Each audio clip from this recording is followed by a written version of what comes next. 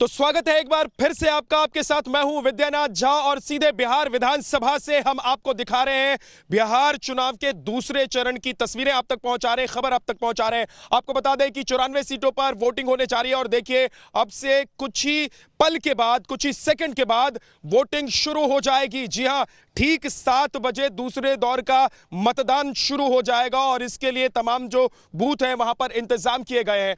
हमारे सहयोगी हर बूथ पर मौजूद हैं जो हर खबर सबसे पहले आप तक पहुंचाएंगे। 94 जिन सीटों पर आज मतदान होना है उसमें कई सीटें ऐसी हैं जो वीवीआईपी सीटें हैं। आज तेजस्वी यादव, तेज प्रताप यादव, चंद्रिका राय और इसके अलावा कई अहम नेता हैं, बिहार के कई मंत्री हैं जिनकी किस्मत का फैसला आज ईवीएम में कैद हो जाएगा। यानी कि आने वाले 10 तारीख को क्या नतीजा आएगा उसका फैसला आज ईवीएम में कैद हो जाएगा। जो वोटर्स हैं वो ये आज तय कर देंगे कि 10 तारीख को इनका भविष्य क्या होगा। हम आपको तस्वीरें दिखा रहे हैं। देखिए सुबह 7 बजते ही मतदान का दौर शुरू हो गया है और जो मतदाता हैं वो अलग अलग बूथ पर पहुंचने लग गए हैं। ये तस्वीरें हम आपको दिखा रहे हैं। तैयारी की गई है। कोरोना काल में ये सबसे बड़ा, दुनिया का सबसे बड़ा चुनाव हो रहा है और इसलिए तमाम तरह के एहतियात भी बरते जा रहे हैं। मास्क, ग्लव्स और इसके अलावा सैनिटाइजेशन का जो काम है वो अलग अलग बूथों पर किया गया है। उसकी तस्वीर हमने आपको दिखाई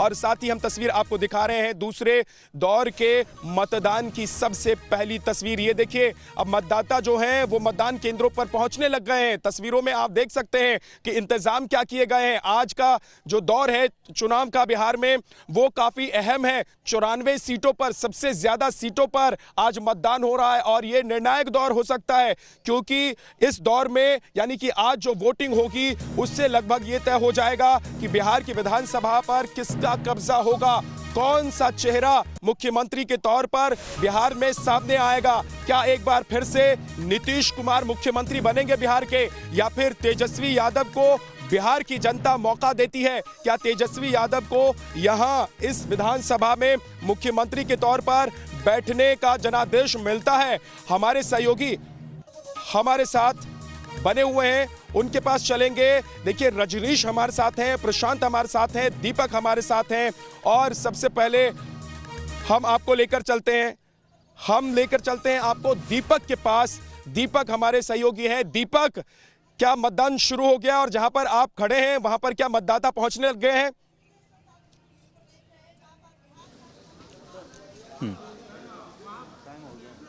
बिल्कुल, मैं सबसे पहली तस्वीर अगर आपको दिखाऊं तो तमाम जो मतदाता है वो पहुंचे हुए हैं और मतदान की प्रक्रिया शुरू हो गई है।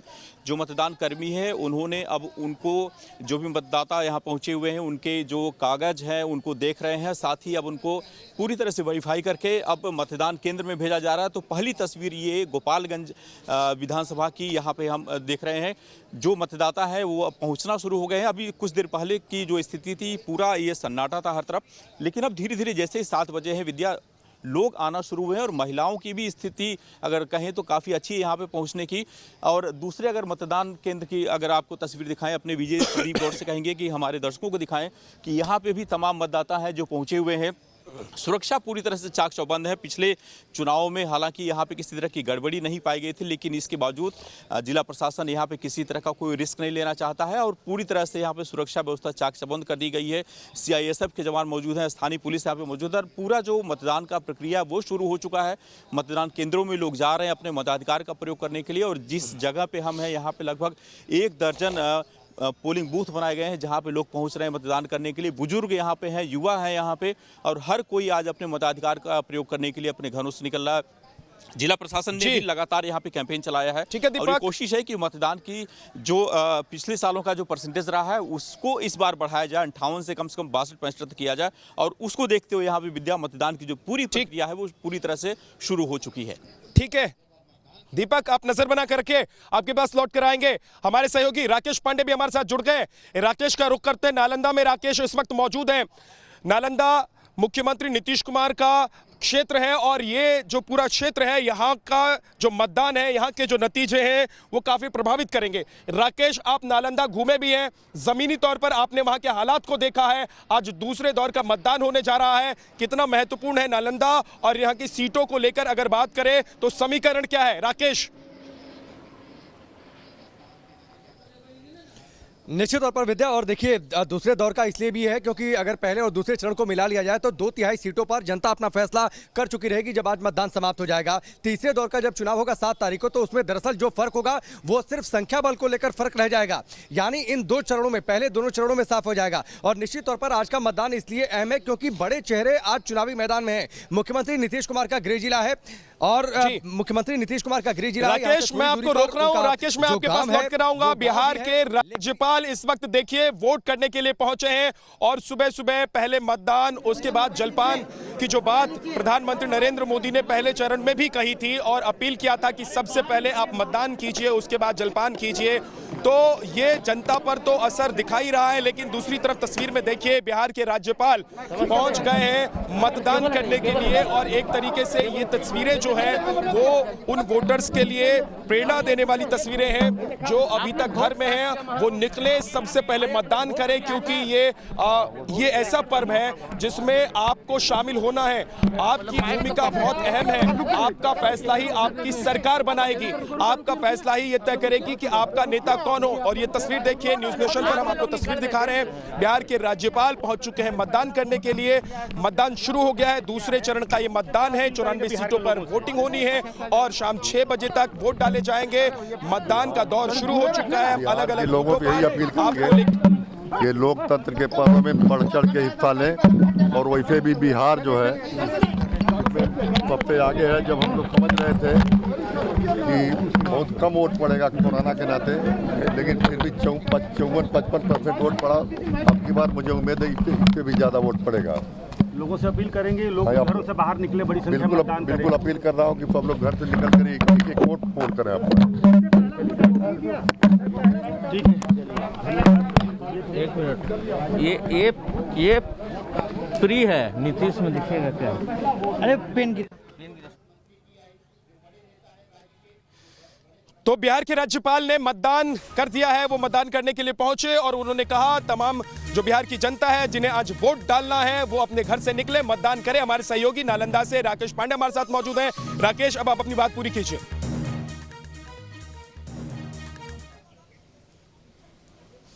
निश्चित तौर पर विद्या, देखिए जो पहले 2 चरण के चुनाव है वो दोनों चरण के चुनाव काफी अहम होने जा रहे हैं।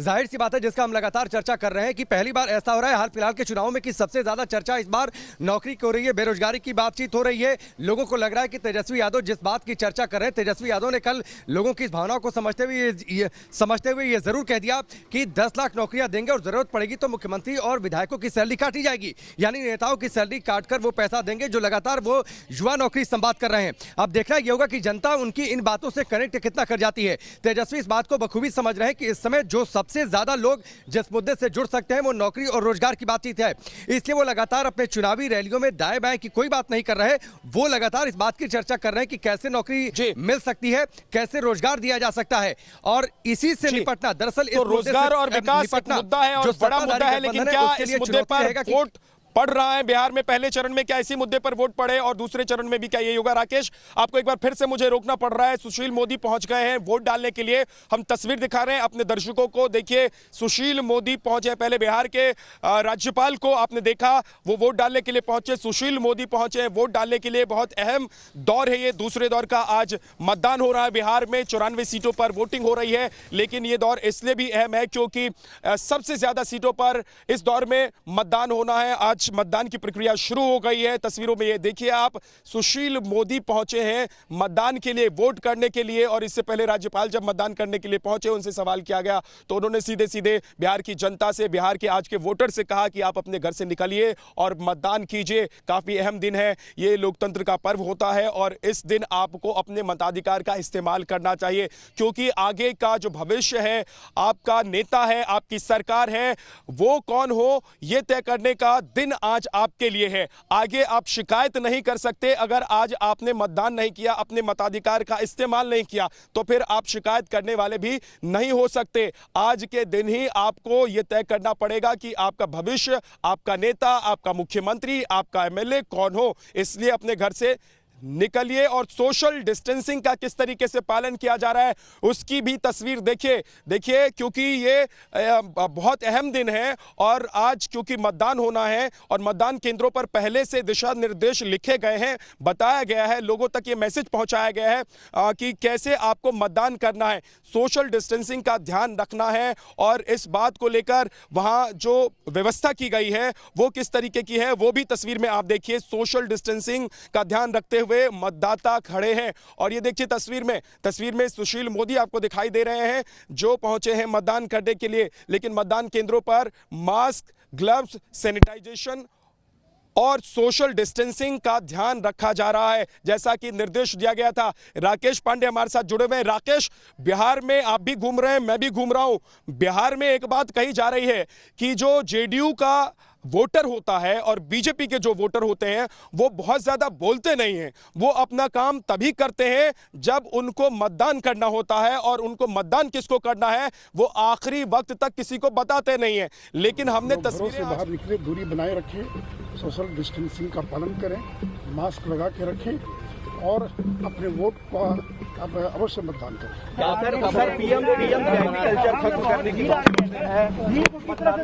आगे ले जाएंगे या फिर ये माना जाए कि जो साइलेंट वोटर है जिसने अपना रुख नहीं दिखाया है वो नतीजा बदल देगा।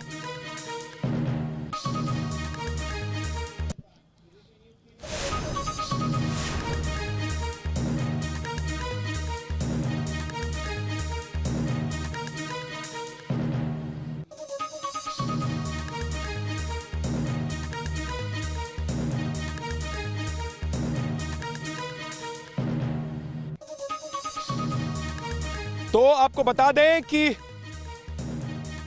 बिहार विधानसभा के दूसरे चरण के लिए आज मतदान हो रहा है। राकेश पांडे के पास चलेंगे, उन तक हमारी आवाज नहीं पहुंच रही है, लेकिन हमारे सहयोगी प्रशांत भी हमारे साथ जुड़े हुए हैं। प्रशांत, आज जो दूसरे दौर का चुनाव है, 94 सीटों पर मतदान होने जा रहे हैं, आज का गणित क्या है, आज के समीकरण क्या है?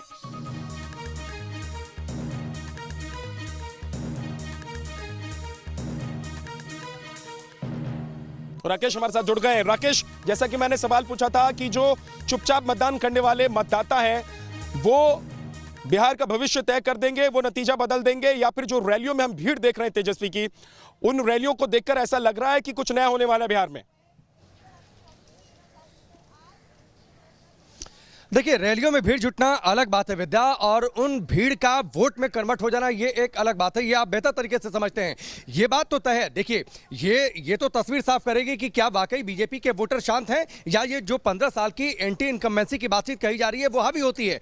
लेकिन एक बात विद्या, जिन जगहों पर आप गए, जिन जगहों पर मैं गया, नालंदा में इस वक्त मैं मौजूद हूँ, बिहार शरीफ, यहाँ से श्रवण कुमार जो कि बिहार सरकार में मंत्री भी हैं, हाई प्रोफाइल यहाँ के कैंडिडेट भी हैं, वो यहाँ से चुनावी मैदान में हैं। लेकिन इसके बावजूद जब आप फील्ड पर जाइए तो लोग ये बातचीत करते हैं कि ठीक है, सड़क, पानी, बिजली अपनी जगह ठीक है, लेकिन जरूरत लोगों को रोजगार की है, जरूरत लोगों को इस बात की भी है कि आखिरकार उनका जीवन कैसे चलेगा। कई जगहों पर लोग ये कहते सुने गए कि ठीक है, सड़क, पानी, बिजली तो ठीक है, लेकिन क्या उससे पेट भर जाएगा? सड़क एक बार को खराब हो चल सकता है, लेकिन पॉकेट में पैसे चाहिए। पॉकेट में पैसे कैसे मिलेगा? क्योंकि जब तक उन्हें काम नहीं मिलेगा तो पैसे कैसे मिल सकते हैं? मैं सोनपुर में था, सोनपुर में नीतीश कुमार पर लोग ये आरोप लगाते दिखाई दिए थे कि दरअसल सोनपुर में जो मेला है उस मेले को राजगीर शिफ्ट किया जा रहा है। नालंदा में राजगीर पड़ता है और ऐसा इसलिए हो रहा है क्योंकि ये मुख्यमंत्री नीतीश कुमार का गृह जिला है। तो आरोप तो हैं। कई जगहों पर बड़ी दिलचस्प बात यह भी विद्या सुनने को मिली, लोग ये कह रहे हैं कि नीतीश कुमार को ठीक है, देख लिया, बीजेपी क्यों ना फ्रंट फुट पर आ जाए, बीजेपी इस सरकार को क्यों ना लीड करे।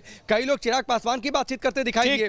तो देखिए, मुझे ऐसा लगता है विद्या, इस बार का चुनाव बिल्कुल राकेश, देखिए, बिहार में विधानसभा के लिए चुनाव हो रहे हैं, लेकिन उपचुनाव का दौर भी आज चल रहा है मध्य होने। और क्या बड़ी खबर है मध्य प्रदेश से उपचुनाव को लेकर, सीधे रुख करते हैं हमारे सहयोगी नवेद का।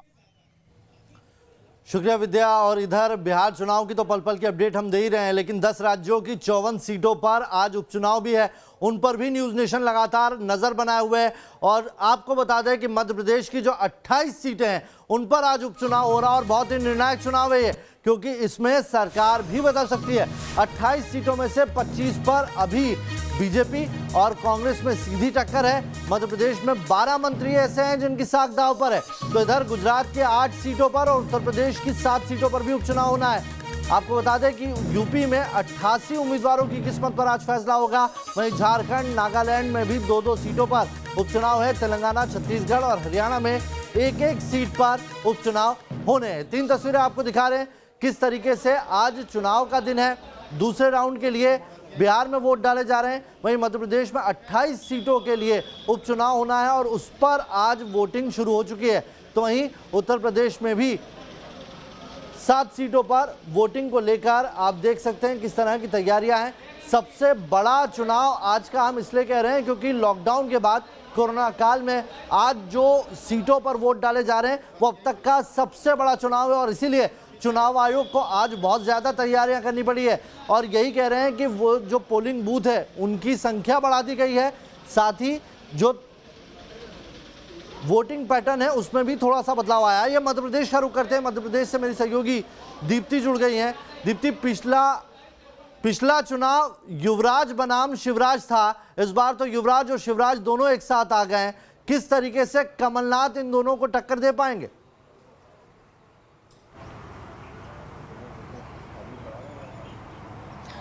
देखिए, बहुत इंटरेस्टिंग उपचुनाव है यह, बल्कि उपचुनाव क्या बल्कि कह सकते हैं कि मध्य प्रदेश में आम चुनाव से भी ज़्यादा दिलचस्प चुनाव है, क्योंकि ये चुनाव बहुमत के लिए लड़े जा रहे हैं। ये चुनाव सरकार बनाने के लिए नहीं बल्कि सरकार चलाने के लिए लड़े जा रहे हैं, सरकार बचाने के लिए लड़े जा रहे हैं। और पूरे 14 मंत्रियों की साख दांव पे लगी है। और मध्य प्रदेश में अगर मध्य प्रदेश की राजनीति की बात करें तो मध्य प्रदेश की राजनीति का एक टर्निंग पॉइंट है। इतने बड़े पैमाने पर ना कभी दल बदल हुआ, ना मध्य प्रदेश में कभी इस तरह के इतने बड़े उपचुनाव हुए।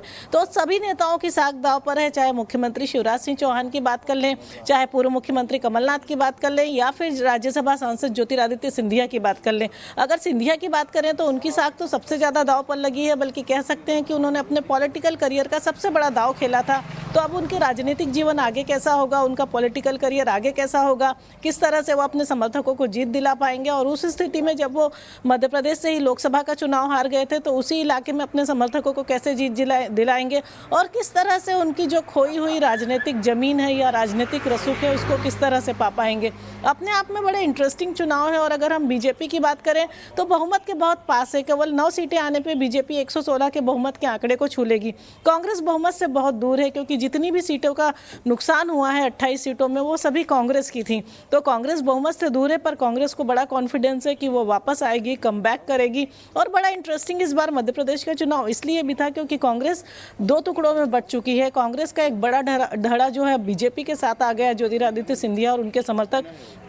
और वहीं पूरी जो कांग्रेस है वो अब कमलनाथ कांग्रेस कही जा रही है। जो पूर्व मुख्यमंत्री कमलनाथ है वही स्टार प्रचारक के तौर पर रहे। उन्होंने पूरी 28 विधानसभा सीटों पे मोर्चा संभाला।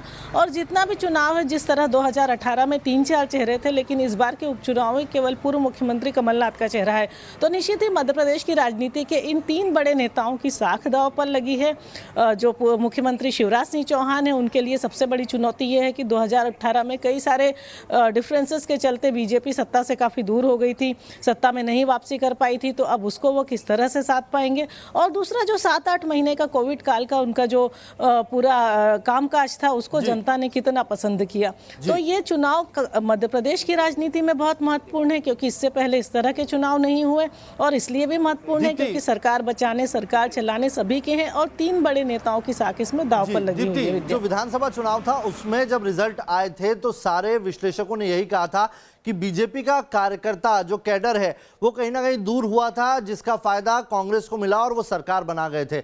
लेकिन अभी मौजूदा स्थिति की बात करें तो जो 28 सीटों पर वोटिंग हो रही है उसमें ज्यादातर नेता ऐसे हैं जो सालों तक कांग्रेस में रहे और उनके खिलाफ बीजेपी का कैडर लड़ता आया। यहां पर बीजेपी को अपने कैडर को समझाना कितना बड़ा चुनौती रहा है?